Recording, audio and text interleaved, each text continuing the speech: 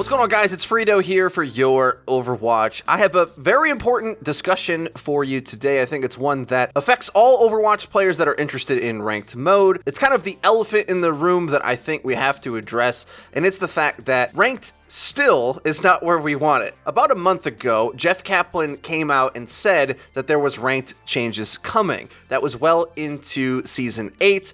It felt to me, at least, reasonable that we were going to see some ranked changes coming into Season 9, but unfortunately, despite the fact that I was giddy with excitement like Christmas morning, expecting for updates to drop about things that they're revamping with the matchmaker, preferred role queue, things like that, and because we've seen no progress in these things coming through, I think it's important to step aside and reevaluate where we're at, because, as well, us on the channel have had a bit of a journey through the ranked matchmaker since we've last spoke about this. And I want to sort of pick up where that conversation left off and redirect some of our attention to what really is causing the matchmaker to still not be as good as we'd like it to be. We've knocked down win streaks, performance-based SR, but there's one last battle to fight, and we're going to try to fight it here today. Now, we'll get into exactly what I think needs to be changed in a moment, but first, I want to kind of check in to let you know the journey we've had through ranked. So at the time, a month ago when we made those videos, we were exclusively playing with friends. If you don't know, 6 stacking is not an advantage in the Overwatch matchmaker because it does many things to stack the odds against you, and this will be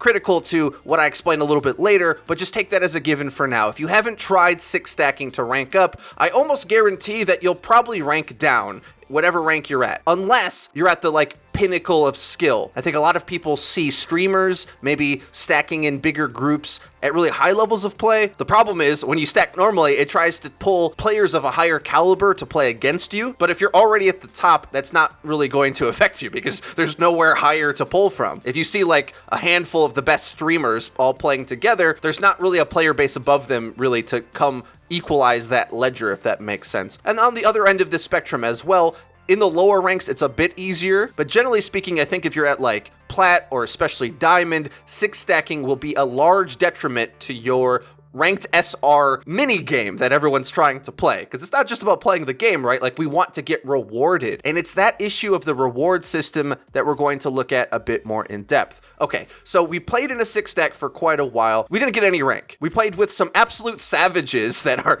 multiple ranks above Diamond on their normal accounts, but on their 6 stack accounts, we were getting gummed up in the works, right? So since that point, I dropped as low as 3,200, and over the course of the last month, a lot of this has been on stream, by the way, I've grinded up personally 700 SR, largely in duo queue with Weagle. Not to beat my own chest about this, but sort of just to tell you that there is 2 matchmakers at play here. And this at the core of things is what makes everything not go very well for the matchmaking system. Rewards and incentives for good Overwatch play are not in place, because in those Diamond games that I was playing in, it was the most competitive Overwatch you can get. Whereas our journey, getting nearly 200 SR a week when we've been playing on average on our climb. Now I'm nearly GM. Weagle did get into GM while I was away for a week. A lot of these games have been random the entire way through. A stark contrast between the hard mode matchmaking that the system gives you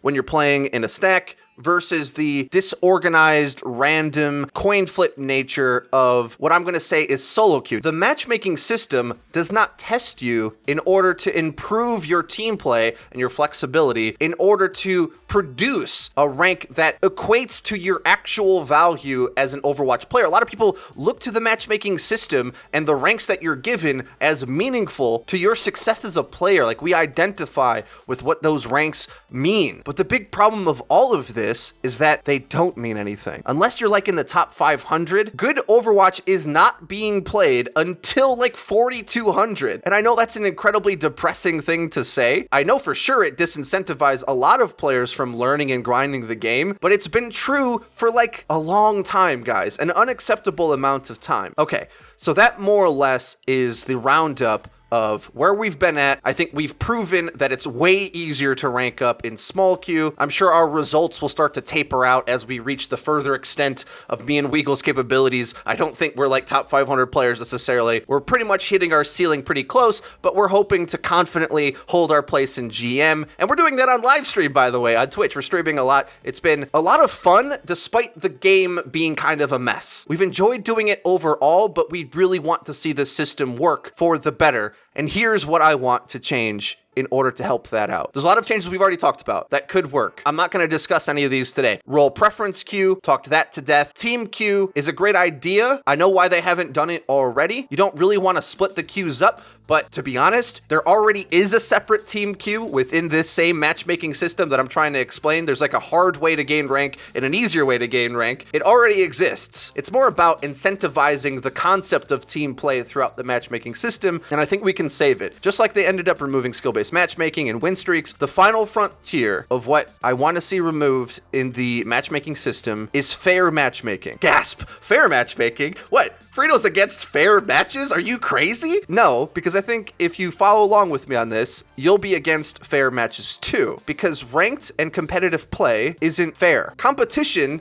isn't fair. If you are actually worse, you're supposed to lose gracefully. That's the basis of competition. But because the matchmaker tries to find fair matches, it skews the entire thing. Whether it's a team or a player in a given rank, you shouldn't have safety nets to keep you in your rank. You don't want fair matchmaking, you want a competitive ELO system. And what's that? Well, because we have SR in ELO, we don't need the matchmaker to pick winners and losers for us. Because if you are indeed a gold level player, you should naturally be able to keep up a 50% win rate at gold, no matter who you're playing against. And if you can't, that means you're not actually a gold player. However, the problem is the matchmaking system as we have now, it creates these different subverting paths to tip the scales one way or the other. And it tries to decide, well, they're in a pre-made, so therefore they need to play against the hardest version of diamonds at their diamond rank to make sure that we can try to get them to stay at this rank. It's forcing for the matches to feel as fair as possible, when in reality, whoever is better should just be able to stop their way through that rank. You don't stop the dragons from playing Dynasty just because they're not good enough to play them. You let the results speak for themselves. And that's why the matchmaker can't be fair. The ranking system needs to be accurate and competitive, not fair. Fairness is really bad in competition. Very, very bad. The Patriots don't have to bench Tom Brady because he's an insane quarterback in the playoffs. Like, that doesn't happen. No, if Philadelphia wants the Super Bowl, they have to beat Tom Brady with their backup. And guess what they did? What a Super Bowl that was. I didn't actually watch it, but you see my point. The value of competition is through that adversity. Now, you might be a little bit skeptical of how I'm describing this, but I want to add a little bit more context to our experience playing in a full stack. While we were playing in those 6 stacks, for a couple weeks, we didn't encounter one trick on the enemy team. I'm not exaggerating.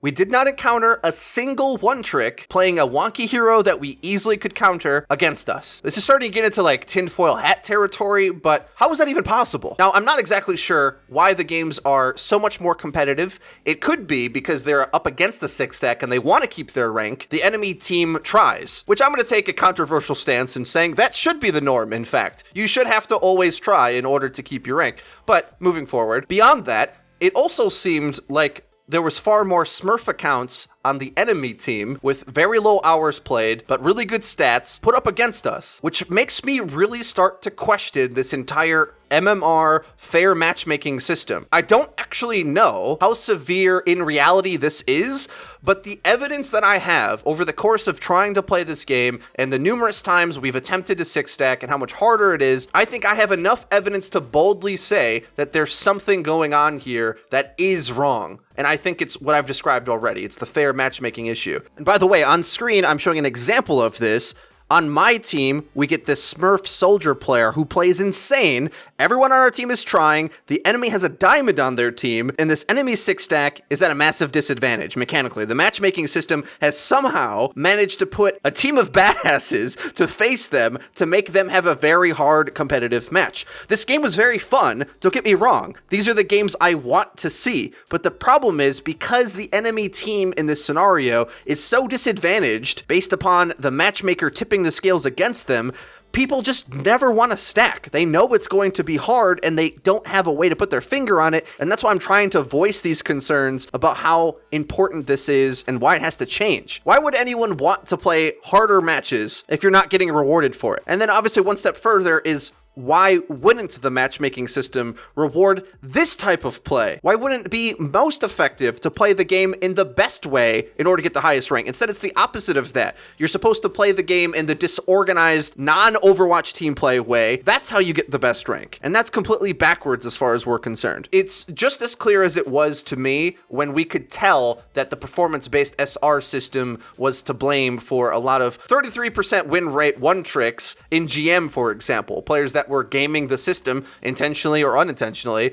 to get a lot of rank. In the same way, I think the system is engineered in such a way to make it really hard to rank up playing with friends, because there's this assumption that playing in a team is unfair. Weagles mentioned this in his videos as well, so I'm not going to go too far in depth to it. But in reality, the system as we have currently, you can just throw that right out the window. Good luck trying to rank up in a 6. It's far easier to rank up in the easy mode matchmaker in small queue, without a doubt. But also, I think a lot of people have this negative reaction to playing against a 6-stack, or just the idea of it, because they assume they're going to get uncooperative teammates on their team that won't play the best roles and heroes, that won't counter swap in order to compete in the situation. And I gotta tell you, I understand that play. Being a player that has now also grinded through the matchmaker to try to reach my peak SR, I know how frustrating it is to have teammates that are like that. But the problem isn't playing against less 6-stacks. The solution is playing against more. Why? Because the sad reality of the ranked matchmaking system, Quick Play Plus as I like to call it, is that everyone is boosted. A lot of people point fingers like, oh, he's boosted, she's boosted. Why are you even at my rank? This is what everybody says. How did you get to this rank? We've all heard that. It sounds like a Jerry Seinfeld joke or something. How did you get to this rank? Well, just like everybody else did, playing easy mode Overwatch. If playing in a 6-stack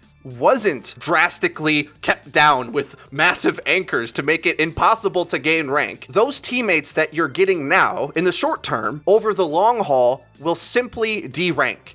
Whatever bad teammate you think you have, whatever wonky hero pool, uncooperative, selfish play that you think you're going to encounter if you want to solo queue against the 6-stack will be washed away, because it will be the norm that in order to reach higher ranks, you have to be able to fill, flex, counterpick, play all that Overwatch stuff that I thought we were all trying to play, right? That's the thing. I think a lot of people think in the short term of like, man, I don't want to play against 6-stack, I'm going to get a Sim 1 trick on my team, or I'm going to have this Widowmaker that won't swap or whatever. Believe me, if it was the norm that it was a viable way to rank up in a 6-stack, yes, you might have to have harder matches, but harder matches is what Overwatch badly needs. There is not really Overwatch fundamental discipline throughout the ranks. It doesn't exist. That's why we call it Quick Play Plus, because it's more about making individual plays on your given hero than it is setting up for your teammates, picking the optimal comps in the right situation, counterpicking. It's chaos. And I know a lot of people really enjoy that, and I feel for you, but in my opinion, if you fall in that camp where you prefer the way it is now, like, you're not a ranked player. You're a quick play player who wants to get rank playing in a quick play way. I wish everybody could come along in this journey to improve rank together, but it forces you to look at yourself as well and realize if you're not comfortable in filling an actual competitive role in the game, you shouldn't be rewarded to the highest ranks possible. You shouldn't be able to exploit the lack of team play present in the entire matchmaker in order to play a completely separate type of Overwatch that isn't reminiscent of competitive play whatsoever. It devalues the whole thing. And if you want to have a more casual attitude to ranked, that's fine. But the problem is when we get a casual attitude to rank being rewarded to the highest ranks. That's not how it's supposed to work. The highest ranks should be the most sweaty, try-hard masters of the game. I shouldn't get into a 4,000 ranked game where really basic stuff is just completely unknown. Still to this day, like years into the game, there's fundamentals that just aren't being taught in the matchmaker. And in order to succeed as a player, if you're looking how to rank up in this current system, a lot of the time you have have to ignore the ideal team play and instead look for your individual impact, because the likelihood of you having a teammate that knows what even the good team play is so low. And I know a lot of you are at lower ranks than us, so you guys know this even more so. The problem is the matchmaker is too fair, which makes it easy. It goes light on the community when in reality the ranked mode is supposed to be the hard mode of the game. There's supposed to be friction and self-analysis of what I need to do to improve as a player. But instead, the majority of the community, I would say, unfortunately, just has an assumption that their entire team doesn't know what they're doing. And a lot of times they're right, because nobody really has to know what they're doing in the system as it is now. Well, guys, I know this is quite a controversial video, but I think these things have to be said. It's quite important for us for this rank system to be as good as the competitive game of Overwatch is, but currently I think we're all in agreement that it's not really there yet. The higher ranks of play in Overwatch could feel like a great experience where the majority of players know a lot about the game and are looking to cooperate, but they have to be incentivized to be able to overcome those types of challenges. Because if you don't have to leap those hurdles of team play and game knowledge in order to gain rank, nobody's really learning the game. And it's been too long. A team queue or a guild system simply diverts this problem and sort of escapes from the matchmaking system altogether. Role preference queue would help balance the teams a bit more and make solo queue a bit more playable. But overall, the biggest detriment for the ranks being meaningful is this fair matchmaking issue that I've described at length in this video. So I hope you did enjoy it. I know it's a bit rough around the edges, might be a hard pill to swallow, but I appreciate you guys sticking with me on this one. Obviously, we all just want the game to be better, and this is just my opinion. So let me know your thoughts in the comment section down below. If you enjoyed the video, please leave it a like. It really does help us out and lets us know that you're enjoying the content. If you haven't already, please subscribe because we upload each and every day, so you're going to hit the bell icon so that you get notified when our videos go live. Link to the description is our Twitter, where we tweet out news, updates, and dank memes. That's been it for me. I've been FREEDO for Your Overwatch. I'll see you guys next time.